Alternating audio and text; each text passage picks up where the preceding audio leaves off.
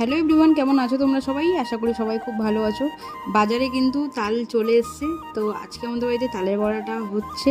তালের বড়া হওয়ার কথা ছিল না, কিন্তু আমার গোপাল খেতে চেয়েছে, তাই হচ্ছে। গোপাল কি করে খেতে চেয়েছে সেটা একটু বলি। আমার দিদি কালকে সকালবেলা ফোন করেছিল, তখন আমি পুজো দিচ্ছিলাম। দিতে দিতে এবার আমার দিদি বলছে যে আজকে আমাদের গোপালের তালের বড়া আমি করে দেবো। তো আমি তখন গোপালকে স্নান করাছিলাম। আমি বললাম যে তাহলে তুই যখন করবি আমাকে একটু পাঠিয়ে দিস না রে।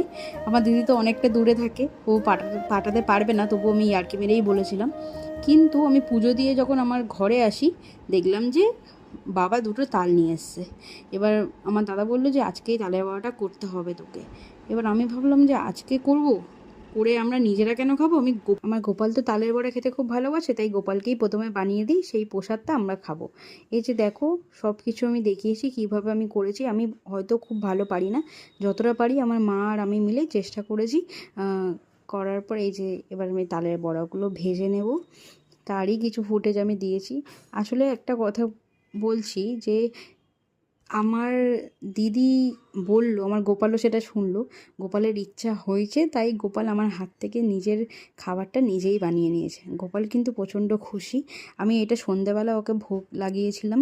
এই যে দেখো, আমি আমার চারটে গোপালকেই সুন্দর করে খাইয়ে দিয়েছি। আলটিমেট ওরা খুব খুশি হয়েছে, সেটা আমি নিজে দেখেই বুঝেছি।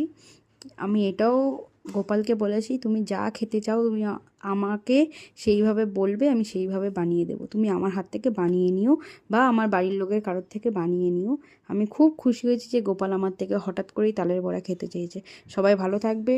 রাধে রাধে, হরে কৃষ্ণ। জয় গোপাল। গোপাল সবাইকে ভালো রাখুক।